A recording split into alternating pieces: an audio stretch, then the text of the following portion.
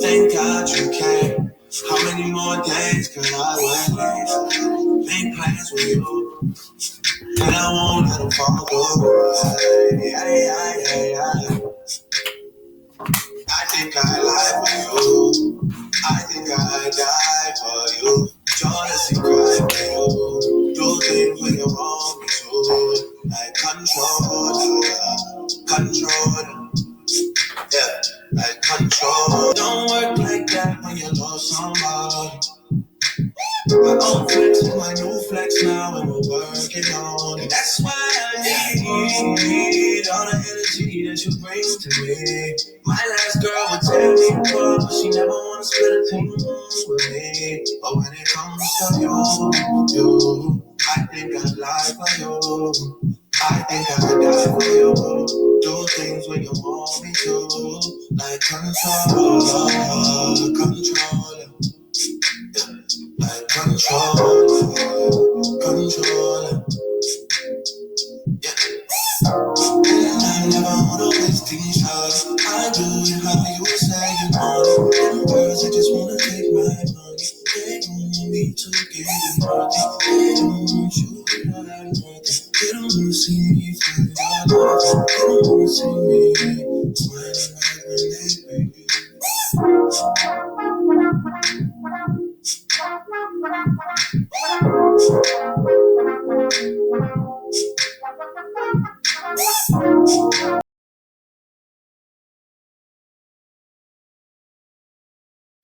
As I celebrate Juneteenth, as we celebrate the slaves, the prisoners of war who survived, as I'm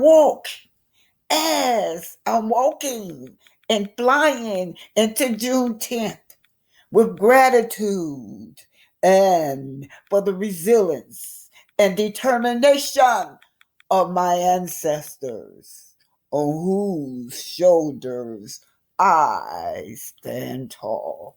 This is Oma at Officially Black Tie Tatted. Hit that like button, share, and subscribe. And to my supporter over there at Earth Journey. Like, you could say the N-word? I feel like I can't say it, but not because of that. And I'm going to tell you why. Mm-hmm. What the fuck are you going to do about it, you know? And then second of all, I grew up loving these motherfuckers. He is a Trump. This is coming from credit coming from Covo Space. Mexican matter got checked by Black American. After this, this Mexican can say the N-word, y'all, but we can't go into their spaces and call them names, you guys, derogatory names. But it's okay for them to call us derogatory names.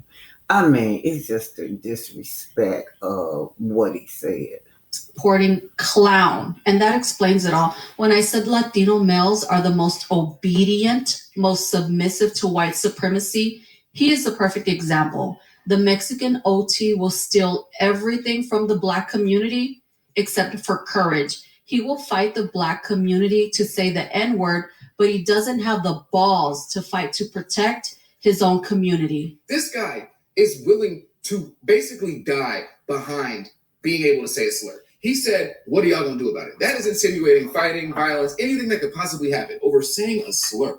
He's willing to fight, possibly go to jail, possibly die, possibly kill someone to say a slur. Because in a fight, anything can happen. He could punch the dude falls wrong, hits his head, he's dead, now you're going to jail for life. That motherfucker Mexican OT should have got packed out real quick when he said that shit. This motherfucker basically said, who's gonna stop me? And nobody did shit.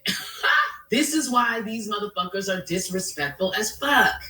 Because we let them talk to us in our presence like that and we don't do shit about it. Y'all should have packed him out the moment he said, who's gonna do something about it? Notice he said it around a bunch of females. He would not say that around a bunch of guys, especially guys from Atlanta. No, you wouldn't say that. But anyhow, Dr. Clarke says Black people have no allies, no friends. Instant. I should have just heard the pause. I should have heard them skibbity paps. I should have heard this as soon as he said that. Now, I know, it was a bunch of women in the room, so maybe that was a part of it. And, obviously they're on camera and the legality of things. I understand that. But this is the type of behavior that needs to be handled instantly. At the very least. Because he said he'll use the N-word, and what are you going to do about it? The disrespect. Y'all could have used your mouths and said something to correct his ass. Yeah. You could have used your mouths to say something to correct his ass. Because I swear to God, ain't no motherfucking way I will be sitting in the presence of no fucking non-black, Latino, Mexican man looking at me, telling me, what am I going to do about this motherfucker using the N-word? I'm going to show you what the fuck I'm about to do. Y'all are wild as fuck for letting him talk like that in your face. If you are not black, you cannot use the N-word. I am an unambiguous Afro-Latina. I am a black woman. And if I had a cousin that looked like Mexican OT Genesis, which I have, if any of them said the N-word, I'm slapping the shit out of them on sight. No ifs, ands, or buts. I'm not even thinking twice about it. And you know why? Because that word was reclaimed by Black people. Someone is telling you that something is offensive, and you're like, oh, well, what are these N-words gonna do about it? That's crazy disrespectful. You gonna pop up a nigga? I'm fixed, nigga. That nigga right there. Yeah, you do, nigga. Stop playing. Yeah, you got that nigga right there. Y'all can address that, then stop looking for Black people to be out there for y'all. Y'all are not Black. Latinos, specifically. Y'all know rapper Benzino. Benzino and the cops just don't go together. Let's just take it, this body cam. This body cam video shows Benzino arguing down cops who arrested him. Let's see. Okay, hold on, sir. Can we explain to her what's going on? Yeah, I know what's going on. Well, as soon as I pulled up right here to drop my son off, he just runs my tag and he says I was blocking the street. Yeah, we're allowed to run your tag. No, but I'm saying, what did I do wrong to run my tag? So, by law, we can run your tag no matter what. Okay, tag? Okay, all right. And I'll explain it to you, okay? I don't know if you did, okay? No problem. I didn't know. I didn't know that I could just be harassed for any old reason. Well, is this a case of driving while black with Benzino? Let's see. Okay, and let me explain it to you, okay? Tags are public record, so we can run them. I pulled over right over there. Can I explain something to you? Where were you parked? I didn't park. I pulled over to drop my son off. I live right here. Okay, where did you pull over? I pulled over right here. Okay, now listen. Space. No matter what, if we run your tag, it has a wanted hit on you. Now listen to me. What we do is not out of us. We're just law enforcement, okay? Listen to me. I'm not raising my voice. Okay. Do anything. Did you get a ticket back today with your pay? Did you get a ticket with us and you didn't go to court or pay it? Tell me, sir, what kind of ticket, please. They only say ticket. I don't know what ticket it was. I don't know. Now this is what we do, okay? We confirm it. Sometimes, if it's in the system and it's old, they'll just cancel it. They're like, no, it's not good no more. Okay. So listen.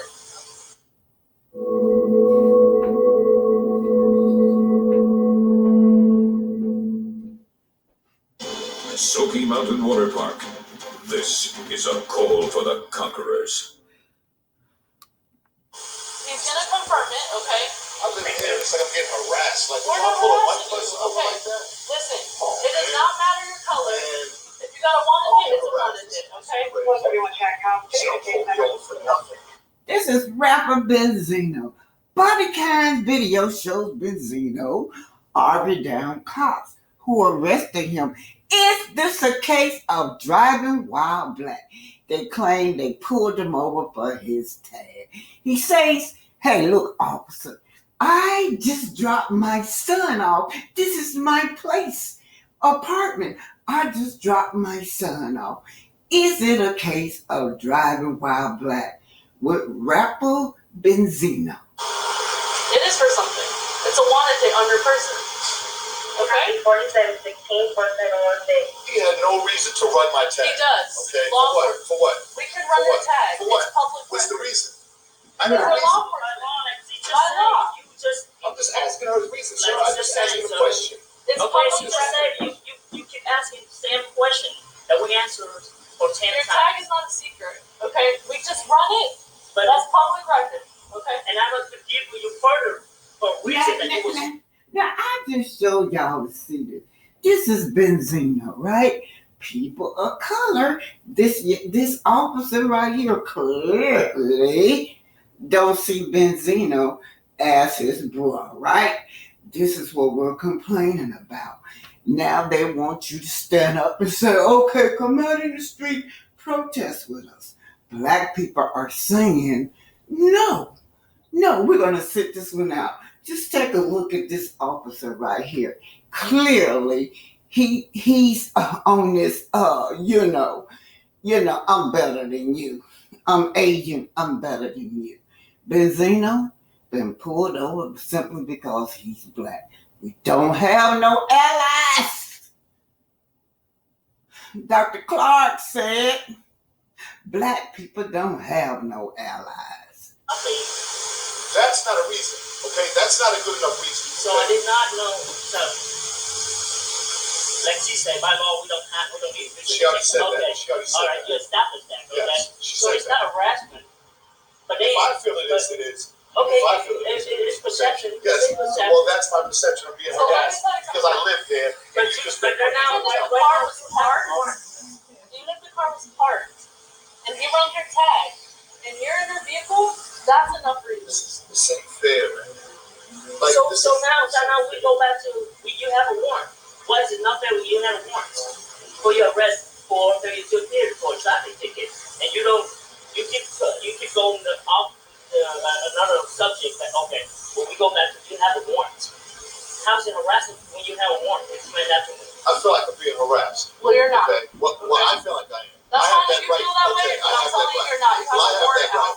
I have that right to feel like I'm being harassed. You can feel that way. Okay. Right now we are performing a warrant. If this warrant is valid, then we don't have to arrest you. It's not insurance. Okay, that's all it is. It's all okay. I'm gonna take down that thing. I'm gonna follow. Okay, officer, now you guys are out in the street and you want African Americans to, get out and protect you, be your shield. But did you look out for the brother? Are you looking out for the brother? No, you're not. Black people, we don't have no allies. Benzino clearly has been stopped driving while black. They had no reason. He was already parked. But now they ran his tag. I think they say he got a warrant, y'all. That's fine. That's fine. I know it's fine. Because you know what? Because at the end of the day, I understand. Sir, step over here because I don't know what it does. I was okay with him stepping in. You know what I'm saying? This is Ken. I paid my tax back. You think you come over here harass me because you said I was parked over there. You know what I'm saying? Dropping my son off to my house. You know what I'm saying? I want all your numbers. I want everything. I'm fine. That's fine. It's your right. It is your right. And the reason you pulled me over again was why? Listen. All right, it's for the, I don't know how many times. It doesn't matter. I just need to know. All right, so what was the whole when I pulled up, you went first, and you stopped. You said that I was in front of you. You wasn't nowhere around. Okay, well, that wasn't how you did not see me. I see you. Okay, you saw me after. Okay, I don't know what you see. Listen, you cut me off. You are cutting me off right now, sir. You are cutting me off. You asked me for explanation, and then you cut me off, sir. Okay, so go ahead. Go ahead and tell me. Go ahead. Okay, you guys. Now, this is why we say we don't have no allies, right? He is not listening to Benzino at all. All he see is a brother. Oh, he probably said, I feel in. And I wonder, is ICE going to pick this man up right here? Because if ICE pick you up, we're not going to feel sorry for you. Sir, you were behind me. How could you even pull me over in the first place? How could you even pull me over? Why didn't you wait till I stopped there if you were behind me? Are you done? Got no friend.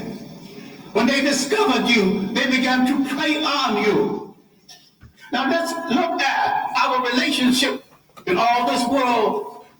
You have no friend, but if there are a billion of you on the face of this earth, scattered all over the world, what do you need with a friend other than yourself?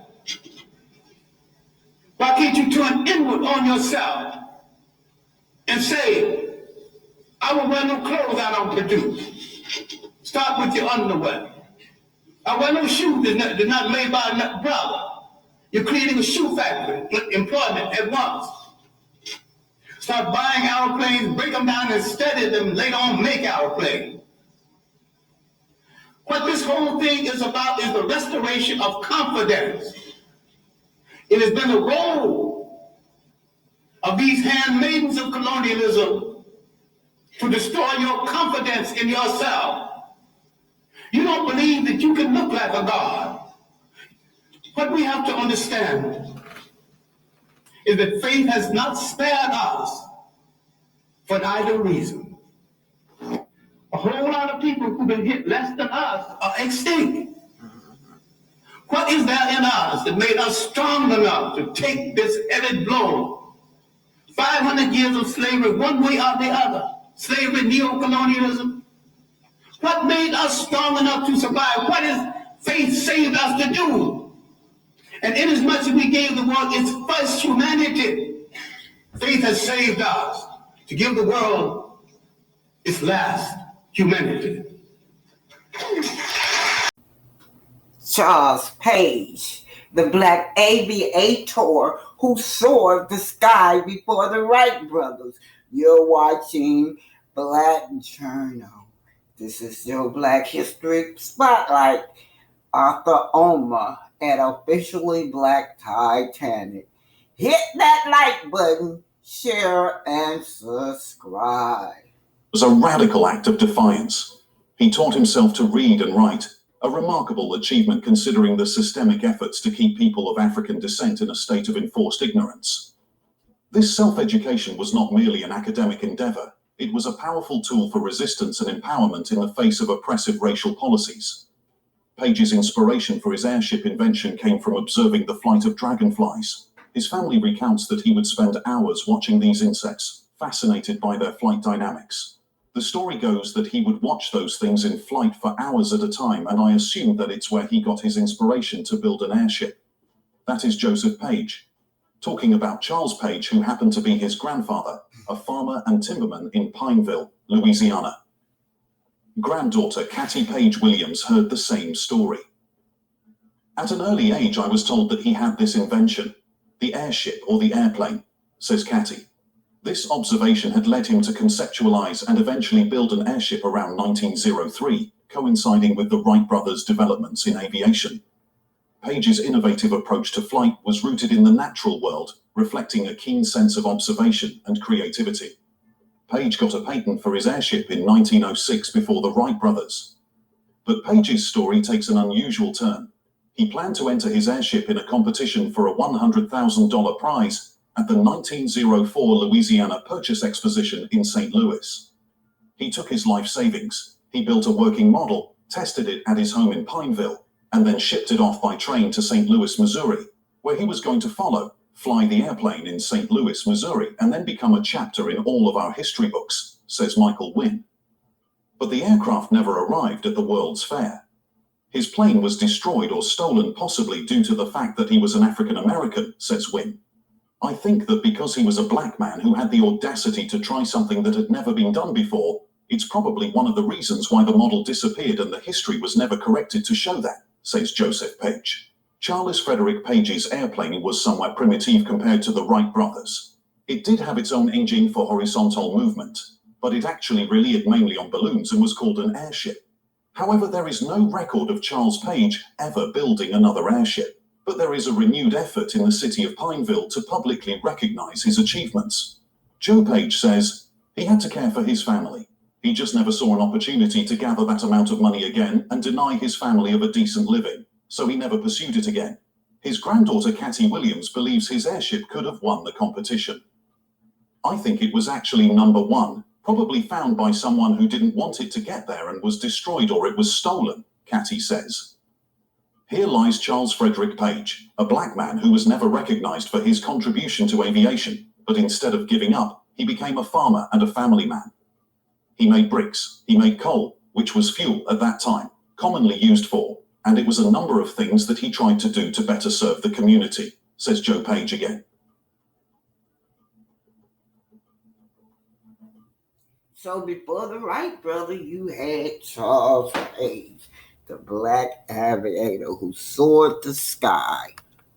This is credit go to Black Journal. Page, before the Wright brothers, he invented aviation, the airplane.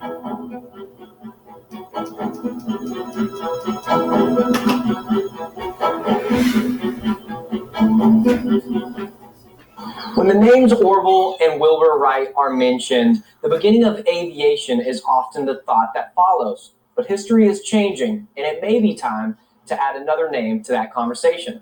When you think of aviation, the first name that comes to mind is the Wright brothers, right? But could you believe that around the same time, a Pineville, Louisiana man patented his plan for the first airplane?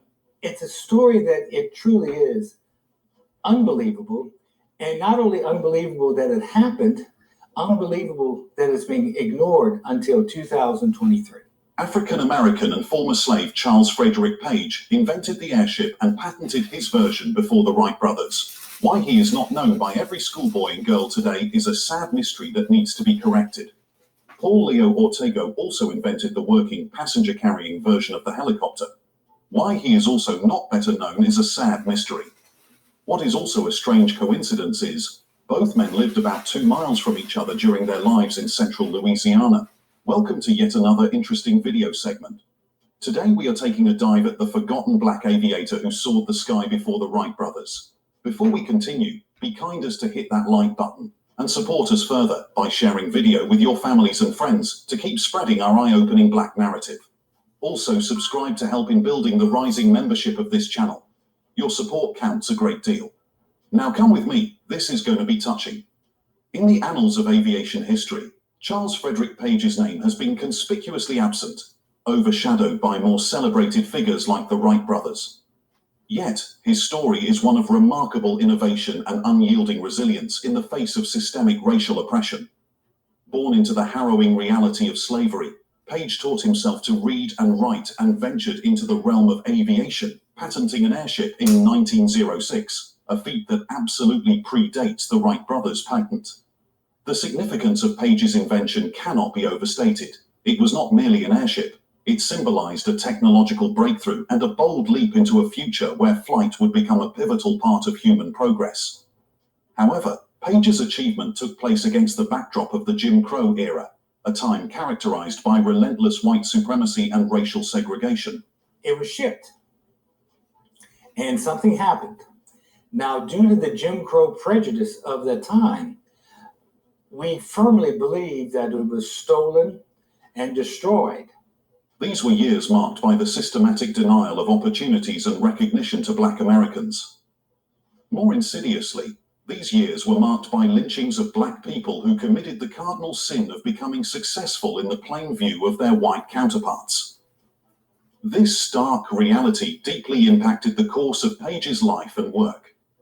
Page's story is not just a tale of a forgotten black inventor.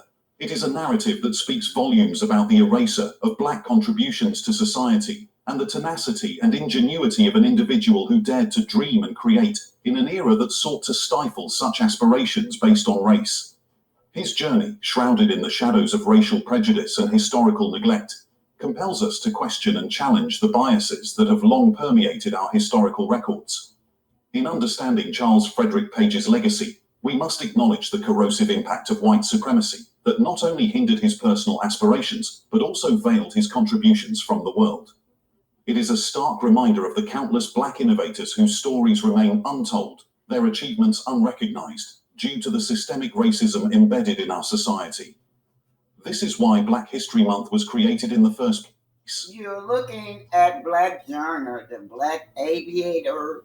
The journey of Charles Frederick Page began in the most oppressive of circumstances. He was born into enslavement. This brutal system not only deprived individuals of their freedom, but also systematically denied them access to education and knowledge on the pain of mutilation and death. The early years of Page's life were marked by the harsh realities of bondage, where learning opportunities were virtually non-existent for African Americans. Page demonstrated an extraordinary commitment to self-improvement